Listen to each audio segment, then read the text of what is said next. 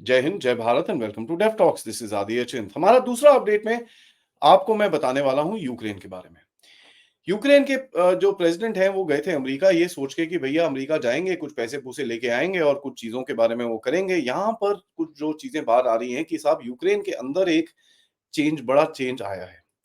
Ukraine के अंदर जो एक वॉर टॉलरेंस थी, जो एक एंथुसियाज्म थी इस वॉर के बारे में, वो कहीं न कहीं उसका लेवल्स नीचे जाने बहुत जल्दी शुरू हो चुके हैं।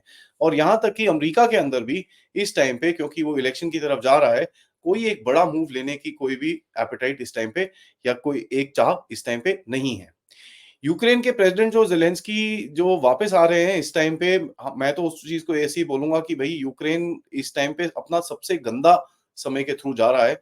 बहुत टाइम तक ये लड़ाई चल रही है, करीब-करीब 3 साल होने को आए हैं। लेकिन इस टाइम का जो जो जो एक स्ट्रक्चर है वो इसके लिए सबसे गड़ा गंदा होगा। क्योंकि देखिए क्या होने वाला है कि जिस तरह से यूक्रेन का ये जो लड़ाई चल रही है और जिस तरह से ये लोग लड़े जा रहे हैं, रशियंस तो धीरे-धीरे करके आगे घुसते ही जा रहे हैं, घुसते ही जा रहे हैं यूक्रेन के अंदर। लेकिन यूक्रेनियन जो सोसाइटी है वो अब थक चुकी है। और ये भी पता चल रहा है कि जो दूसरा जो इनके पास एक एक स्ट्रक्चर था जो सोसाइटी को मेंटेन करने के लिए बिजली, पानी, खाना, ये वो, उन चीज़ के ऊपर अभी काफ़ी ज़्यादा प्रेशर आना शुरू हो चुका है। क्योंकि कभी काफ़ी टाइम से, करीब 2-3 साल से जब से ये लड़ाई चल रही है, यूक्रेन का तो एक ही नज़रिया रहा है, भैया ऑल आउट विक्ट्री, हम तो रशिया को पूरी तरह से तोड़-ताड़ के बराबर कर देंगे और हम ये कर देंगे, हम वो कर देंगे। लेकिन जैसी-जैसी रियलिटी बाहर आ रही है और जैसे-जैसे वो रियलिटी लोगों तक जा रही है, एक जो पेसिमिज्म का जो एक एक नज़रिया शुरू हो चुका है वहाँ पर, वो अभी दिखना, बहुत ज़ोर से दिखना, बाहर आना शुरू हो चुका है। ठीक है? जो इन्होंने एक चीज़ करी थी कि भई हम रशिया के अंदर घुस जाएँगे, हम ये करेंगे, वो करेंगे, उसके बारे में मैं आपसे थोड़ी-सी बात करता हूँ। बट उससे पहले मैं आपको बताऊँ कि जो वहाँ पर फ्रंटलाइन सोल्जर्स हैं, काफ़ी वेस्टर्न मीडिया आउटलेट्स ने जाके उनके साथ इंटरव्यूज़ करे। जहाँ पर उन्होंने बोला कि साहब आपको क्या लगता है अभी क्या करना चाहिए यूक्रेन को? तो काफ़ी फ्रंटलाइन सोल्जर्स अब बोल रहे हैं कि यार अब बहुत हो गया। 2-3 साल से हम लोग लड़े जा रहे हैं रशिया के साथ, कोई अभी टाइम नहीं है, कोई हमारा कोई कुछ निकल नहीं रहा है इस चीज़ से बाहर, तो नेगोशिएशंस की तरह इस जगह को जाना चाहिए। अब देखिए काफ़ी सारे उन्होंने स्टेटमेंट दिए हैं, मैं कुछ आपको बताता हूँ, क्योंकि उन्होंने बोला कि साहब लोग अभी डर रहे हैं फॉर अ फॉरएवर वॉर कि भैया ये तो चली जा रहा है, चली जा रहा है, चली जा रहा है। There is no end in sight sort of a this thing. और जो सोल्जर्स फ्रंट लाइन पे हैं उनको ये भी पता चल रहा है, सोल्जर्स, कमांडर्स जो फ्रंट लाइन पे हैं उनको ये भी पता है कि भैया अगर अमेरिका ने टैप बंद कर दिया तो हमारी वाट लग जाएगी। अब ये ऐसा क्यों बोल रहे हैं?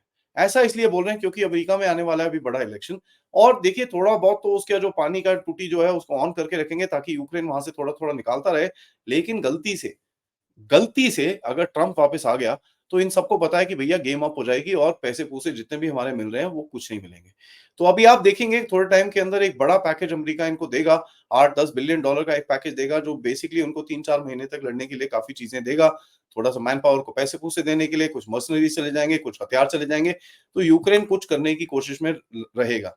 लेकिन पंगा ऐसा है कि यूक्रेन के जो लीडरशिप है, वो हमेशा इन चीज़ों को rather than putting into a defensive, जहाँ पर इनका इनका एक्चुअली इम्पैक्ट ज़्यादा रहेगा, वो एक ऑफेंसिव कर पा जाते हैं।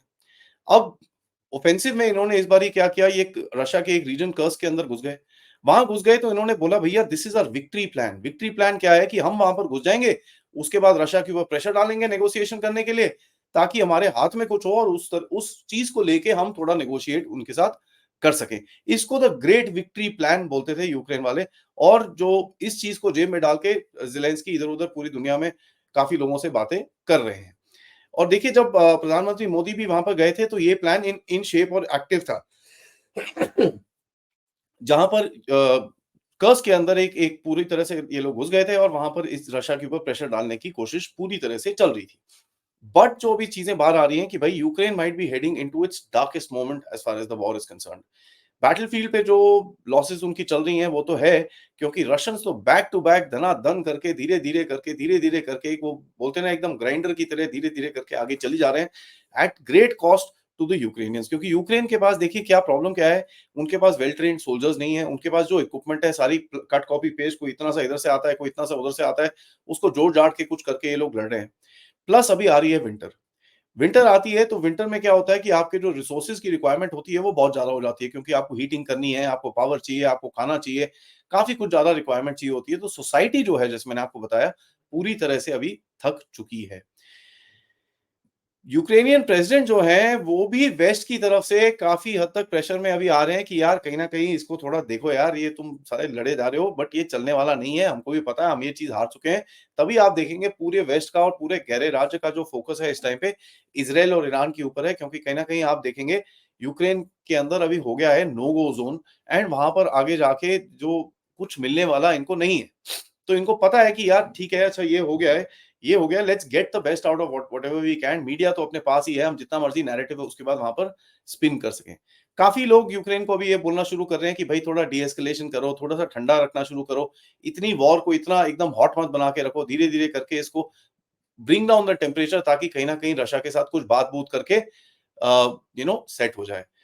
यूक्रेनियन ऑफिशियल्स के जो अनऑफिशियल स्टेटमेंट आ रहे हैं कि भाई हमको ये भी समझ में आ चुका है कि वेस्टर्न एलाइज की तरफ से हमको इतनी जो शाबाशी पहले मिलती थी और एकदम भैया लड़ो हम आपके साथ हैं, ये वो चीजें अब नहीं मिलेंगी, क्योंकि कहीं ना कहीं वो भी थक चुके हैं यार कितना। और प्लस मेन प्रॉब्लम क्या है कि वेस्टर्न कंट्रीज के पास इस टाइम पे हथियार बनाने की कैपेसिटी नहीं है, और ये चीज बड़ी क्लियरली दिख रही है क्योंकि वो हथियार चारों तरफ दुनिया से स्कर्च भी कर रहे हैं, यहाँ तक कि पाकिस्तानी हथियार भी उठा के यूक्रेन को दिए गए। यूक्रेन ने अपना जबरदस्त एक विक्ट्री प्लान बनाया कि हम यहाँ पर घुसेंगे, उसके बाद इससे इससे बात करेंगे पुतिन से, और ये बार्गेनिंग चिप में यूज कर कर आके ये सब कुछ करा था। बट वो गेम चली नहीं, क्योंकि कर्स का ऑफेंसिव भी अभी उल्टा पड़ने वाला है और धीरे धीरे करके रशिया भी उस जगह को खाली करना शुरू कर चुका है। यूक्रेन गया था, वहां पर बाइडेन से मिला, लेफ्टिस्ट एस्टैब्लिशमेंट डेमोक्रेट जिससे जिनसे सब कुछ मिला, और वो रोते रोते मतलब उसको एक एक चीज चाहिए थी कि भाई डोनाल्ड ट्रंप के साथ भी उसकी मीटिंग हो जाए। डोनाल्ड ट्रंप के साथ मीटिंग तो ज़रूर हुई, लेकिन ट्रंप ने जो स्टेटमेंट वहाँ पर दे दिया उसको मिलते हुए कि साहब रशिया पुतिन मेरा अच्छा दोस्त है, don't worry we will sort it out. तो ज़ेलेंस्की ऐसे देख रहा था, यार हम भी हैं आपके दोस्त साहब, हमारा भी नाम ले लो करके उसने वहाँ पर खुले मैदान में बोला। तो ट्रंप ने उसको ज़रा हाँ, ठीक है करके उसको साइड कर दिया। तो एक मैसेज ज़रूर जा रहा है कि अगर गलती से ट्रंप आ गया अमेरिका के अंदर, तो भैया गेम पूरी तरह से अप हो जाएगा। तो इसका मेन वो क्या है कि भई जो इलेक्शंस हैं अमेरिका के अंदर, वो ज़ेलेंस्की के लिए सबसे खराब खबर है, क्योंकि he can not actually fight through this election, क्योंकि इसको अगर इलेक्शन में जैसे मैंने आपको बताया दूसरा रिजल्ट आ गया तो इसकी बैंड तो बजेगी बजेगी, बट ये जो पॉलिटिक्स है यूएस के अंदर उसमें यूक्रेन की वॉर अब बहुत ही आगे और बहुत बड़ा फैक्टर बन चुकी है। अगर देखिए यूक्रेन के प्रेसिडेंट की अगर आप ये विजिट को थोड़ा-सा एनालाइज़ करेंगे तो आपको ये चीज़ दिखेगा। यूक्रेन को प्रॉमिस किया गया था कि वेस्टर्न एलाइज एक एक डिस्कशन करेंगे कि भाई रशिया की टेरिटरी के अंदर लॉन्ग रेंज स्ट्राइक्स कर सकते हैं, और रशिया के जो मेन एसेट्स हैं उनको हिट करने के लिए यूक्रेन को परमिशन दी जाए। कई लोग ओपनली बोलते हैं हाँ, हाँ, हम परमिशन देंगे, हम ये करेंगे, वो करेंगे, लेकिन ऑफिशियली जब परमिशन देने की बात आती है तो कोई उसके बारे में बात नहीं करता है। ऑफ कोर्स यूक्रेन का एक ड्रीम रहा है कि भाई मैं नेटो में घुस जाऊँ, नेटो के चक्कर में अगर मेरे ऊपर रशिया कुछ करेगा तो पूरे सारे नेटो कंट्रीज को उसके ऊपर रिस्पॉन्ड करना पड़ेगा, और ऐसा प्लान यूक्रेन का बहुत शुरू से है कि किसी तरह से बाकी वेस्टर्न कंट्रीज को इसके अंदर, स्पेशली अमेरिका को इसके अंदर इन्वॉल्व किया जाए, ताकि भाई थोड़ा-सा एक एक उसको एक बोलते हैं ना कवर मिल जाए और अमेरिका उसकी लड़ाई उसके लिए लड़े। अमेरिका ऐसा कुछ चाहता नहीं है, वो बोलता है कि साहब मैं नहीं घुसने वाला इसके अंदर, क्योंकि मेरे पास अपने बंदे नहीं है। आपको ये चीज़ याद होगी, अमेरिका को इस टाइम पे आर्मी में रिक्रूटमेंट करने में बहुत प्रॉब्लम हो रही है। इनकी 4.5 लाख की आर्मी है, और टोटल लास्ट में काउंट किया था उनका तो 3,57,000 पे उनकी फोर्सेस खड़ी थी, और वो भी वैसे भी अभी इस मिडल ईस्ट के क्राइसिस के चक्कर में चारों तरफ वहाँ पर 40-80 हज़ार तो मिडल ईस्ट में ही खड़े हैं, 50-60 हज़ार जर्मनी में खड़े हैं, उसके बाद 50-60 हज़ार क्या नाम है आपका जापान में खड़े हैं, तो ये पूरी तरह से चारों तरफ से बिखरे भी हुए हैं। यूक्रेन को ये भी समझाया गया है इस बारी कि देखिए यार ये जो भी चल रहा है इसको जरा धीरे-धीरे करके कम लेके आना पड़ेगा, क्योंकि नेटो के ऊपर अभी हम कोई भी आपको बड़ा स्टेटमेंट नहीं दे सकते। सो बेसिकली अगर आप देखिए ज़ेलेंस्की वेस्टर्न कंट्रीज़ के जो अमेरिका के टूर के बाद वापस आया तो खाली हाथ आया, which is normally not the case. जब भी वो गया है कुछ ना कुछ मोटा एक पैकेज-वूकेज लेके आया है। यूक्रेन के ऑफिशियल्स हैं वो भी जरा बोलना शुरू हो गए हैं कि यार अभी ना ऐसा है, थोड़ा सीज़फायर करना पड़ेगा, और कहीं न कहीं अगर रशियंस भी हमारी टेरिटरी में रुकेंगे, ठीक है, fair enough, there is nothing much we can do about it. ऐसी अंडरस्टैंडिंग यूक्रेन के ऑफिशियल्स के अंदर से चुप-छुपे बाहर आनी शुरू हो चुकी है। जो उनके नए फॉरेन मिनिस्टर हैं उन्होंने बेसिकली ये भी बताया वेस्टर्न डिप्लोमैट्स की, देखिए यार हमको कुछ ना कुछ करना पड़ेगा। We can not go on like this, ये चीज़ तो हमको भी समझ में आती है, लेकिन हम ओपनली ये चीज़ बोल नहीं सकते आपके सामने, because at the end of it अगर हम दुनिया में बोल दें तो हमको ये दुनिया को ये दिखेगा कि हम पूरी तरह से हार चुके हैं।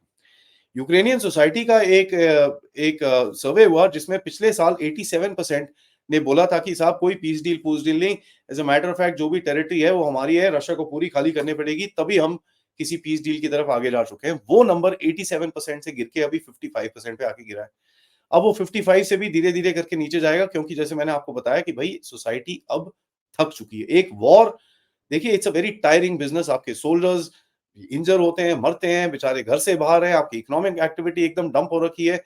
सो there is that fatigue which comes into play. After some time people just say यार जो करना है करो, इस चीज़ को बंद करो, ये रोज़-रोज़ के ड्रामे हमारे से नहीं सहे जाते। तो ये एक नई सिचुएशन जो चीज़ें निकल रही हैं, दिस इज़ समथिंग आपको इसको थोड़ा कंसीडर करना पड़ेगा जैसे-जैसे ये गेम आगे जाएगी। लेकिन अगर आप सोचते हैं कि इसके अंदर इमीडिएट कोई चेंज आएगा, मेरे को ऐसा नहीं दिखता, क्योंकि इस टाइम पे कुछ भी अगर अमेरिकन एस्टेब्लिशमेंट करने की कोशिश करेगी, तो वो इम्पैक्ट करेगा इनके इलेक्शंस के ऊपर।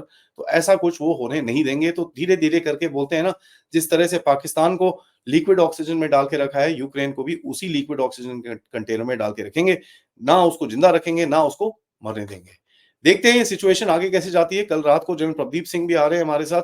थोड़ी बहुत यूक्रेन की बात करेंगे, थोड़ी बहुत इज़राइल की बात करेंगे, और ग्लोबल जियोपॉलिटिक्स कल हम जनरल प्रदीप सिंह से बात ज़रूर करेंगे। दोपहर में मैं आपसे मिलूँगा इज़राइल के लिए। तब तक के लिए thank you so much for watching. Video को लाइक करिए, सब्सक्राइब करिए अगर आपने नहीं करा, and most importantly share this with your friends and families. Also आप इस चैनल की तरफ कंट्रीब्यूट कर सकते हैं क्यूआर कोड, पेपैल या फिर सुपर स्टिकर, सुपर चैट्स के साथ। जय हिंद, जय भारत।